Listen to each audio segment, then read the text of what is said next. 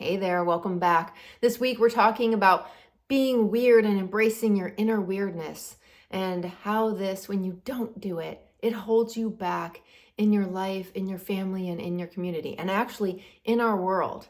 It is a detriment. And so what I want to share with you is how and why this is important and how you can actually embrace this to create a better life for you and, yes, the entire world. So what I want you to do is subscribe below so you don't miss anything going forward around this topic or any other. So let's dive right in. What do I mean when I say your inner weirdness? So many people feel like they're different.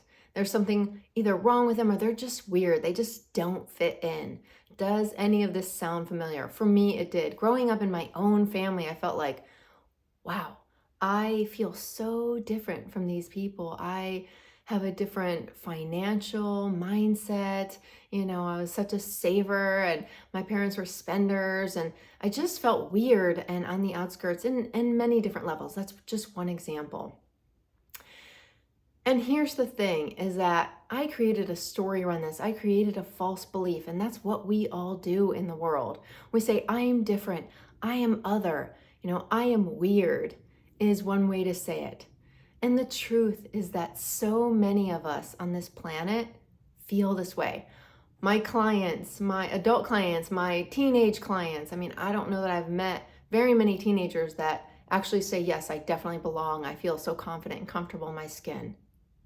And so we build up these facades, right? I'm not weird, I'm normal, or I want to be as normal as I can. So I suppress this inner weirdness, my quirks, my uniqueness.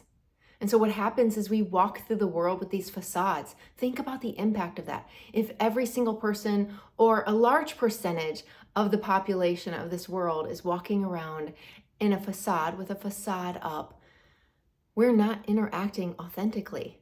No one is truly seeing one another. So it's no wonder that we have so many problems with ourselves and our family systems and in our world. Because it's a facade, it's not our uniqueness. And there's an impact, there's a detriment, there's a toll that it takes on the world. Because if we're not being ourselves, if we're not embracing all the parts of ourselves, how can we embrace all the parts of other people? We're not being seen, we're not feeling like we belong, and neither are other people. So there's this constant trying to recover and return to a place of belonging. But the truth is that the belonging is inside of us.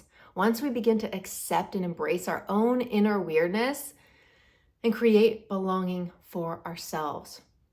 One of my quirks, I'll tell you, one of my quirks is when I'm talking to people, when I'm coaching, when I'm in groups, I sometimes will close my eyes and sort of vibe into the field, like what's going on behind what's being said.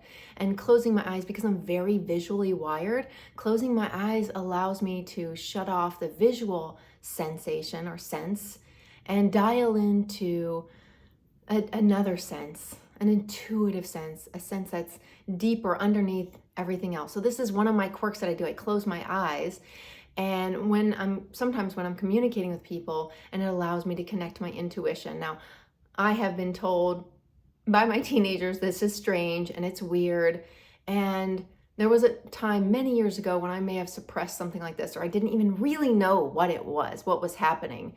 I just succumbed and tried to fit in, to belong by doing what everybody else did and not honoring myself and my body and my own intuition. And let me tell you something. The power of embracing this one quirk for me has been exponential for my clients. I have said things and intuited into things that I've gotten feedback, that how could you know these things, Darla? Where did you get this? Who have you been talking to? It's really just my intuition, and it came from embracing a quirk. And the impact of that on my clients or people in my life, people I love, is that they get to utilize something that's a strength, but that I previously thought was a detriment, was something that's so weird and set me apart. And then the impact of that out in the community, in my life with my clients, is a sense of belonging, with both, of course, myself, starting with myself, and also with my community. And it gives other people permission, right, to embrace their own quirkiness, to be more authentic, so that we're walking around without these facades, so we can meet one another exactly where we're at from an authentic and deeper level of who we are as human beings at our own weird level. This is so exciting. This is so exciting, you guys. I want you to try this week. Here's the challenge. Make a list of things that you think are weird, little quirks, the things that you do. Maybe you tap a pencil during meetings, or it could be anything, very small, very large. Make a list of just a few things, 5 or 10, whatever you can come up with. And I want you to start sharing this. Just pick a couple people in your life of how this inner weird bothers you. It feels quirky. Just talk about it. And ask others, what do they think their own inner weirdness is? And create your own sense of belonging, your own weird community, your quirky community, whatever you want to call it.